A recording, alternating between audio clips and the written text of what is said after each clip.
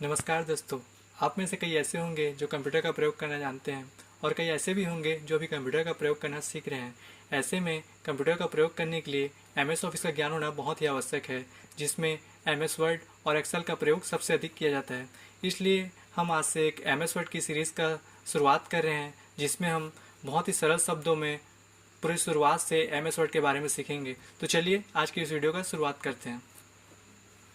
दोस्तों, सबसे पहले हम ये जान लेते हैं कि एमएस वर्ड होता क्या है और इसे किस लिए काम में लिया जाता है। दोस्तों, एमएस वर्ड का पूरा नाम माइक्रोसॉफ्ट वर्ड है। यह एक कंप्यूटर प्रोग्राम है जिसे फॉर्म, एप्लीकेशन, रिज्यूमे, लेटर इत्यादि बनाने के लिए काम में लिया जाता है। दोस्तों, हमने अपने डेस्कटॉप पर एमएस वर्ड को ओपन कर लिया है। हम सबसे पहले ये जान लेते हैं कि इसमें ये जो बहुत सारे ऑप्शंस दिख रहे हैं, इन्हें किन किन नामों से जाना जाता है। सबसे पहले आपको ऊपर एक पट्टी दिख रही होगी, इसे टाइटल बार कहते हैं। नाम से स्पष्ट है, टाइटल बार में आपका जो डॉक्यूमेंट होगा उसका नाम शो होता है। जैसे हमारे इस डॉक्यूमेंट का नाम डिफ़ॉल्ट ही सेट है, डॉक्यूमेंट 1। उसके लेफ्ट साइड में आपको ये कुछ बटन्स दिख रहे होंगे, इन्हें क्विक एक्सेस बार कहते हैं। क्विक एक्सेस बार में आप उन सभी ऑप्शंस को सेव करके रख सकते हैं जिन्हें आप अपने काम में बार बार के लिए उपयोग करते हैं। आपको एक छोटा सा बटन दिख रहा होगा, इसे कस्टमाइज बटन कहते हैं। इस बटन का प्रयोग करके आप नए नए ऑप्शंस क्विक एक्सेस बार में ला सकते हैं और जो ऑप्शंस पहले से हैं उन्हें हटा भी सकते हैं। जैसे हम ये न्यू का ऑप्शन हटा सकते हैं और ड्रॉ टेबल का ऑप्शन ला भी सकते हैं। इसके बाद नीचे आपको एक पट्टी दिख रही होगी जिसमें बहुत सारे ऑप्शंस हैं, इसे रिबन कहते हैं। और इस रिबन के अंदर ये जो ऑप्शंस हैं इन्हें टैब्स कहते हैं। जैसे होम टैब, सॉरी एक मिनट, मिनिमाइज हो गया। जैसे home tab, insert tab etcetera. इन टैब्स के अंदर बहुत सारे ऑप्शंस हैं जिनका काम हमें अपने डॉक्यूमेंट में बार बार पड़ता है। इनके बारे में हम जब इन टैब्स के बारे में पढ़ेंगे, साथ ही साथ इन ऑप्शंस को भी देखेंगे। आपको पेज पर ये दो स्केल दिख रहे होंगे, इन्हें रूलर कहते हैं। रूलर का प्रयोग पेज के मापन के लिए होता है कि पेज का साइज कितना है और इनमें जो वर्ड्स हैं उनमें हम कितने इंचेस का डिफरेंस रखना चाहते हैं। आपको राइट साइड में ये एक और वर्टिकल पट्टी दिख रही होगी, इसे स्क्रॉल बार कहते हैं। स्क्रॉल बार की मदद से आप अपने पेज में ऊपर या नीचे जा सकते हैं। अगर आप अपने पेज को थोड़ा सा और जूम करेंगे तो आपको नीचे एक और ये पट्टी दिख रही होगी, इसे हॉरिजॉन्टल स्क्रॉल बार कहते हैं। इसे आप अपने पेज में लेफ्ट या राइट देखने के लिए प्रयोग कर सकते हैं। हम इसे वापस इसने अपने साइज में ले आते हैं, एक सेकेंड। तो हाँ, और लास्ट में आपको ये एक पट्टी दिख रही है, इसे स्टेटस बार कहते हैं। स्टेटस बार में आपको अपने पेज का पूरा स्टेटस दिखाई देगा, जैसे इसमें कितने पेज लिए गए हैं, इसमें लिखे गए वर्ड्स की संख्या कितनी है और इसमें कौन सा लैंग्वेज यूज़ किया गया है। आपको राइट साइड ये कुछ छोटे छोटे ऑप्शंस दिख रहे होंगे, ये सभी ऑप्शंस आपको व्यू टैब में भी मिल जाएंगे, इसलिए मैं इन ऑप्शंस के बारे में आपको अभी नहीं बता रहा हूँ। जब हम व्यू टैब पढ़ेंगे साथ ही साथ इन ऑप्शंस को भी कवर कर लेंगे। इसके बगल में आपको ये ऑप्शंस दिख रहा है, इसे जूम बटन कहते हैं। अगर आप प्लस के आइकन पर टैप करें तो आपका पेज जूम होगा और माइनस पे टैप करने पर पेज जूम आउट हो जाएगा। दोस्तों, आपको अपने पेज पर ये काली डंडी बार बार आती जाती हुई दिख रही होगी, इसे कर्सर कहते हैं। कर्सर हमें ये इंडिकेट करता है कि हम अपने पेज पर जो भी काम करने वाले हैं वो कहाँ पर होगा। जहाँ पर कर्सर होगा, हम अगर कुछ टाइप करते हैं तो टाइपिंग वहीं से स्टार्ट होगा। आप इसे स्पेस की मदद से राइट शिफ्ट कर सकते हैं। अगर आप टैब दबाएं तो ये राइट शिफ्ट होगा, पर कुछ ज़्यादा ही स्पेस लेकर शिफ्ट होगा। अगर आप इंटर दबाते हैं तो आप देखेंगे आपका कर्सर नीचे आता जाएगा और बैक स्पेस दबाने पर वापस ऊपर आ सकते हैं। दोस्तों, मैं आपको बताना चाहूँगा, एमएस वर्ड हमें कुछ फार्मूला या कमांड्स प्रोवाइड करते हैं जिनकी मदद से हम कुछ टेक्स्ट से ऑटो जनरेटेड रूप से अपने पेज पर ला सकते हैं, जिनका प्रयोग हम अपने प्रैक्टिस के लिए कर सकते हैं। इसके लिए आपको अपने कीबोर्ड से टाइप करना होगा इक्वल RAND ब्रैकेट ओपन और ब्रैकेट क्लोज, एंटर। आप देखेंगे कि कुछ टेक्स्ट या पैराग्राफ्स आपके पेज पर आ गए हैं। इनका प्रयोग आप अपने प्रैक्टिस के लिए कर सकते हैं। चलिए अब हम होम टैब के इन ऑप्शंस को एक एक करके देख लेते हैं। सबसे पहले देखते हैं कट ऑप्शंस का। दोस्तों, कट ऑप्शंस का प्रयोग तब किया जाता है जब आपको किसी टेक्स्ट को या सेंटेंस को या पैराग्राफ को अपने स्थान से हटाकर किसी नए स्थान पर पेस्ट करना हो। इसे हम प्रैक्टिकल करके देख लेते हैं। इसके लिए आपको अपने माउस के लेफ्ट बटन को दबा होल्ड करके ड्रैग करना होगा, जिससे ये आपको जितना चाहिए वो उतना पोर्शन सेलेक्ट हो जाएगा। उसके बाद आप कट ऑप्शन को टैप करें, आप देखेंगे आपने जितना भी पोर्शन सेलेक्ट किया है वो अपने स्थान से हट चुका है। उसके बाद आप अपने माउस के कर्सर को जहाँ पर भी पेस्ट करना हो वहाँ पर ले जाकर पेस्ट बटन को टैप करेंगे तो आप देखेंगे कि आपका जो भी पोर्शन जो आपने जो सेलेक्ट किया था वो अपने पुरानी जगह से हटकर नया जगह पर आ चुका है। इसके बाद हम देख लेते हैं कॉपी ऑप्शन को। कॉपी ऑप्शन का प्रयोग तब किया जाता है जब आपको अपने लिखे गए किसी भी सेंटेंस या पैराग्राफ को डुप्लीकेट किसी और जगह पर चाहिए हो। इसके लिए आपको उसी तरह पहले अपना पोर्शन सेलेक्ट कर लेना होगा, उसके बाद आप कॉपी को टैप करें। इसके बाद आपको जहाँ पर भी पेस्ट करना हो अपना कर्सर वहाँ पर ले जाएं और पेस्ट के बटन को टैप कर दें। आप देखेंगे आपने जितना भी पोर्शन सेलेक्ट किया होगा उसका डुप्लीकेट आपने जहाँ पर पेस्ट किया है वहाँ पर बन के आ जाएगा। इसके बाद है फॉर्मेट पेंटर। फॉर्मेट पेंटर के बारे में मैं अभी आपको नहीं बता रहा हूँ, जब हम इतना पोर्शन कंप्लीट कर लेंगे उसके बाद मैं आपको इस ऑप्शन के बारे में बताऊँगा। सबसे पहले हम देख लेते हैं फॉन्ट ऑप्शन को। फॉन्ट ऑप्शन का प्रयोग तब किया जाता है जब आपको अपने लिखे गए टेक्स्ट या लिखे जाने वाले टेक्स्ट के फॉन्ट को चेंज करना हो। जैसे हमने ये टेक्स्ट लिखा है, सबसे पहले हम इसे सेलेक्ट कर लेंगे, उसके बाद इस बटन पर टैप करेंगे। आप देखेंगे आपके कंप्यूटर पर जितने भी फॉन्ट्स अवेलेबल होंगे वो सभी आपको शो हो जाएंगे। आप अपने अनुसार सेलेक्ट करके फॉन्ट को चेंज कर सकते हैं। जैसे हमने टाइम्स ऑफ रोमन सेलेक्ट किया, आप देखेंगे हमने जितना भी पोर्शन सेलेक्ट किया था उसका फॉन्ट चेंज हो चुका है। उसके बाद है ये बटन, इससे हम अपने फॉन्ट के साइज को चेंज कर सकते हैं। उसके लिए आपको सेम पहले सेलेक्ट कर लेना है और इस बटन पर दबाने के बाद आपको बहुत सारे फॉन्ट के साइज मिल जाएंगे। आप अपने अनुसार साइज सेलेक्ट कर सकते हैं। जैसे हमने 22 सेलेक्ट किया, 22 में फॉन्ट का साइज इतना आएगा। उसके बगल में है ये दो बटन, इन्हें कहते हैं ग्रो फॉन्ट और श्रिंक फॉन्ट।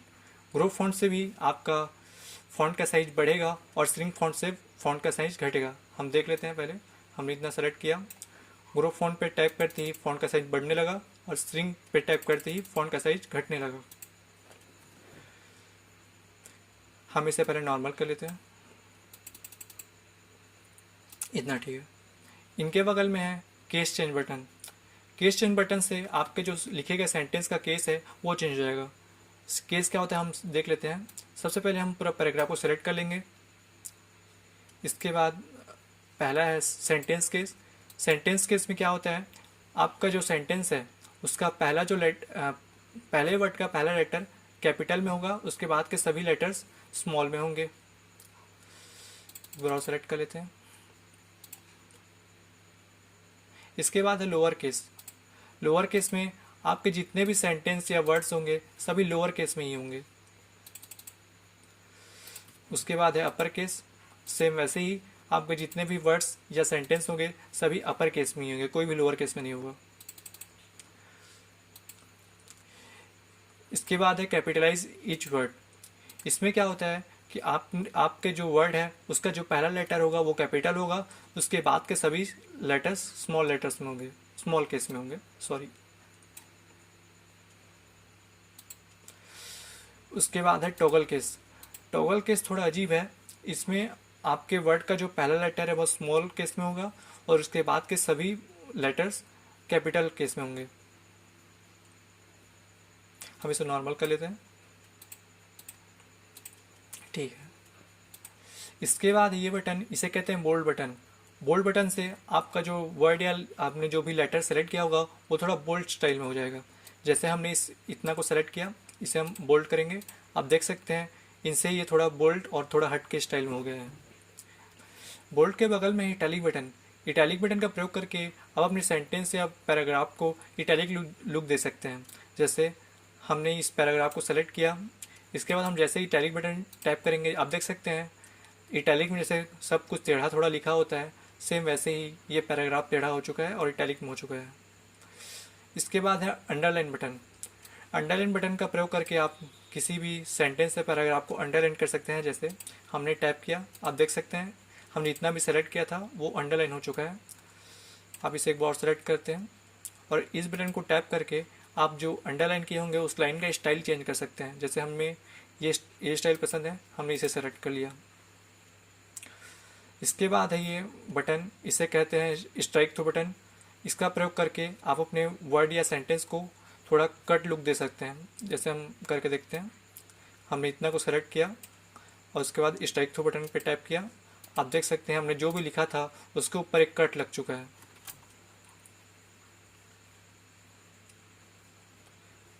इसके बाद है सब्सक्रिप्ट बटन। सब्सक्रिप्ट बटन का प्रयोग करके आप अपने जो भी टेक्स्ट लिखना चाहते हैं उसे बेस लाइन से नीचे लिख सकते हैं। और उसके बगल में है सब्सक्रिप्ट बटन। एक मिनट, अच्छा हाँ, ये था सब्सक्रिप्ट बटन और ये था सुपरस्क्रिप्ट बटन। इसका प्रयोग करके आप अपने टेक्स्ट को बेस लाइन से ऊपर लिख सकते हैं। हम करके देख लेते हैं। जैसे हमने लिखा अभी एच, अब एच के नीचे हम लिखना चाहते हैं टू, तो हमने सब्सक्रिप्ट बटन को टैप किया। अब हम लिखेंगे टू, तो आप देख सकते हैं वो जो टू लिखा है वो बेस लाइन के नीचे लिखा है। ऐसे ही हमें चाहिए एन, अब नहीं सॉरी, इसको पहले हम नॉर्मल कर लेते हैं। अब इसके बाद हम लिखते हैं एन। अब हमें चाहिए कि एन के बेस लाइन के ऊपर कोई टेक्स्ट है, तो हम इसे सुपरस्क्रिप्ट बटन का टैप करेंगे। अब इसके बाद हम जो भी कुछ टाइप करेंगे वो अपने बेस लाइन के ऊपर टाइप होगा। इसके बाद ये बटन, इसे कहते हैं टेक्स्ट इफेक्ट। इसका प्रयोग करके आप अपने टेक्स्ट में कुछ इफेक्ट ला सकते हैं। जैसे हमने इतना को सेलेक्ट किया, इसको टैप करने के बाद आपको बहुत सारे इफेक्ट मिल जाएंगे। आप अपने अनुसार चूज़ कर सकते हैं। हमें ये पसंद आया, हमने ये चूज़ किया। आप देख सकते हैं टेक्स्ट का जो स्टाइल है वो बदल चुका है, इसमें कुछ इफेक्ट आ चुके हैं। आप अपने अनुसार इन्हें क्या बोलते हैं, सेलेक्ट कर सकते हैं। इसके बगल में हाइलाइटर बटन, इसका प्रयोग करके आप अपने टेक्स्ट को हाईलाइट कर सकते हैं। जैसे हम अपने बुक में किसी इंपॉर्टेंट चीज़ को हाईलाइट करने के लिए उपयोग करते हैं हाइलाइटर का, सेम वैसे ही वर्ड भी हमें हाइलाइटर प्रोवाइड करता है। जैसे हमें इतना को हाईलाइट करना है, हम इस पर टैप करेंगे। इसके बाद हम इस बटन पर टैप करेंगे, हमें जो भी कलर चाहिए वो चूज़ कर लेते हैं। जैसे मुझे येलो चाहिए, येलो चूज़ करूँगा। आप देखेंगे इतना जो पोर्सन है वो येलो कलर में हाईलाइट हो चुका है। इसके बाद आपको मिलेगा ये बटन, इसे कहते हैं फ़ॉन्ट कलर। इसका प्रयोग करके आप अपने सेंटेंस या पैराग्राफ या फ़ॉन्ट का कलर चेंज कर सकते हैं। जैसे ये जो पैराग्राफ है ये ब्लैक है, मुझे इसे रेड करना है, तो मैं इस पर टैप करूँगा।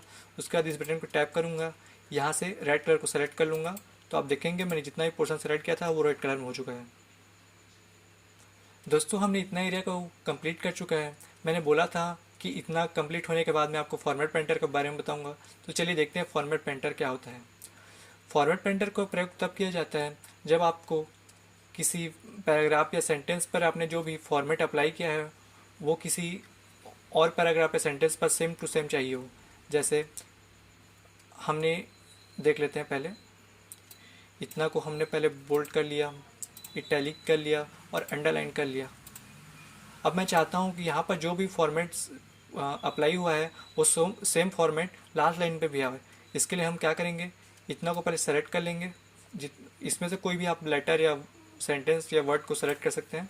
उसके बाद हम फॉर्मेट पेंटर पे टाइप करेंगे। आप देखेंगे कि आपके जो माउस का पॉइंटर है उसका डिज़ाइन कुछ अलग हो चुका है, वो ब्रश का जैसा हो गया, मतलब हमारा फॉर्मेट पेंटर एक्टिवेट हो चुका है। इसके बाद हम अपने माउस के लेफ्ट बटन को होल्ड करके जितना ही पोर्शन को सेलेक्ट करेंगे आप देखेंगे उसका फॉर्मेट हमने जो फॉर्मेट पेंटर के लिए सेलेक्ट किया था सेम वैसे ही हो चुका है। लेकिन आप देखेंगे इसके बाद हम अगर कुछ करते हैं तो फॉर्मेट पेंटर काम नहीं कर रहा है। अगर आपको फॉर्मेट पेंटर एक बार नहीं बार बार यूज़ करना है, उसके लिए आप पहले अपना जिस भी फॉर्मेट में चाहिए उसको सेलेक्ट कर ले। उसके बाद फॉर्मेट पेंटर को एक बार क्लिक ना करके 2 बार क्लिक करें। इससे क्या होगा कि आप फॉर्मेट पेंटर को जितनी बार चाहे उतनी बार यूज़ कर सकते हैं। जैसे आप देख सकते हैं मैं फॉर्मेट पेंटर का बार बार यूज़ कर रहा हूँ। काम खत्म होने के बाद आप एस्केप बटन दबा सकते हैं या फॉर्मेट पेंटर को एक बार टैप करेंगे तो आपका फॉर्मेट पेंटर काम करना बंद कर देगा। दोस्तों ये एक बटन छूट गया था, इसे कहते हैं क्लियर फॉर्मेटिंग बटन। इसका प्रयोग करके आपने अपने पेज की या सेंटेंस पर कुछ भी फॉर्मेटिंग की होगी उसे क्लियर कर सकते हैं। जैसे हमने यहाँ पर बहुत सारी फॉर्मेटिंग की है, हम इसे सेलेक्ट करते हैं और क्लियर फॉर्मेटिंग पर टैप करते ही ये जो अपने नॉर्मल लुक में आ जाएगा। इसी प्रकार हम इसे सेलेक्ट कर लेते हैं और इसे टैप करते हैं। आप देखेंगे हमने जितना भी कुछ सेलेक्ट किया था वो अपने नॉर्मल लुक में आ चुका है। आज की वीडियो में हम होम टैब के इतनी पोर्शन को कंप्लीट करेंगे। इससे आगे का पोर्शन हम अपनी नेक्स्ट वीडियो में कंप्लीट करेंगे। बाकी वीडियो में हम फाइल टैब को देख लेते हैं। फाइल टैब बहुत छोटा है और इसका यूज़ भी बार बार होता है, इसलिए मैं आपको इसी वीडियो बता देता हूँ। सबसे पहले आपको मिलेगा सेव बटन। सेव बटन पे आप जैसे ही टैप करेंगे आप अपने फाइल मैनेजर पर पहुँच जाएंगे। यहाँ आप अपने अनुसार लोकेशन को चूज़ कर सकते हैं जहाँ पर आपको अपना ये जो डॉक्यूमेंट है वो सेव करना हो। जैसे मुझे डेस्कटॉप पे सेव करना है, मैं डेस्कटॉप पे जाऊँगा। अब फाइल नेम पर टैप करके बैक स्पेस दबाकर यहाँ आप अपने फाइल का नाम जो भी रखना चाहते हैं वो टाइप कर सकते हैं। जैसे मुझे रखना है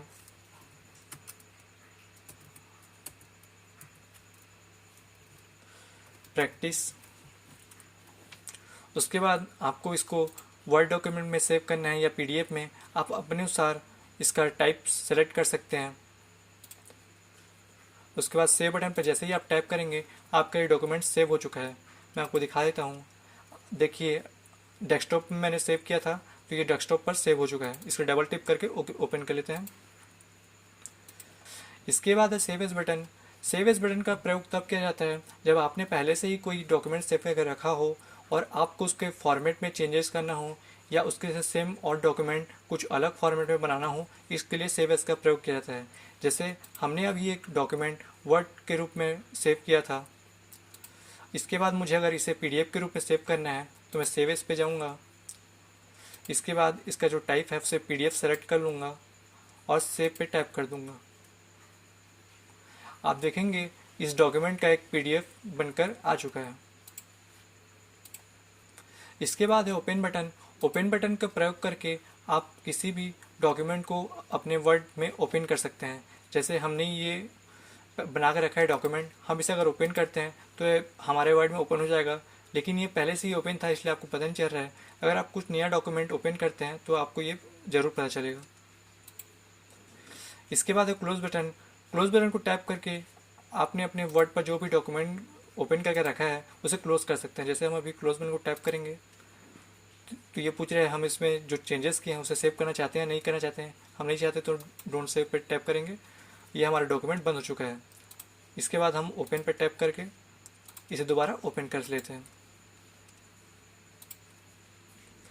इसके बाद है रिसेंट बटन। रिसेंट बटन में आपने अपने वर्ड में जो भी कुछ रिसेंट काम किए होंगे वो सभी दिख जाएंगे। इसके बाद न्यू बटन। न्यू बटन पर टैप करके आप एक नया डॉक्यूमेंट नया बना सकते हैं। साथ ही ब्लॉग पोस्ट, रिसेंट टेम्पलेट, आपको जो भी नया चाहिए हो इसमें से सेलेक्ट करके कर सकते हैं। इसके बाद है प्रिंट बटन। प्रिंट बटन का टैप करके अगर आपके पास कोई प्रिंटर है तो उसमें आपने जो भी डॉक्यूमेंट या पीडीएफ बनाया है उसका प्रिंट निकाल सकते हैं। अगर आपके पास प्रिंटर नहीं है तो उसे पीडीएफ के फॉर्म में अपने पीडीएफ को फॉर्म में अपने डिवाइस में सेव कर सकते हैं। जैसे यहाँ पर मेरे पास कोई प्रिंटर नहीं है तो पीडीएफ पहले से ही सिलेक्ट है। आपके पास कोई प्रिंटर हो तो आप उसे यहाँ पर सेलेक्ट कर सकते हैं। उसके बाद है save as send. Save and send का प्रयोग करके आप इसे सेव करके किसी को ईमेल कर सकते हैं या किसी वेबसाइट पर अपलोड कर सकते हैं। साथ ही इसमें बहुत सारे ऑप्शंस हैं, इनका प्रयोग आप कर सकते हैं। दोस्तों आज का वीडियो यहीं तक था। इसके आगे के जो ऑप्शंस हैं इन्हें हम अपनी नेक्स्ट वीडियो में कंप्लीट करेंगे। अगर आपके कुछ क्वेश्चंस हैं या मेरे लिए कुछ सजेशंस हैं आप कमेंट बॉक्स में बता सकते हैं। मैं जल्द से जल्द उनके रिप्लाई करने की कोशिश करूँगा। तब तक के लिए धन्यवाद।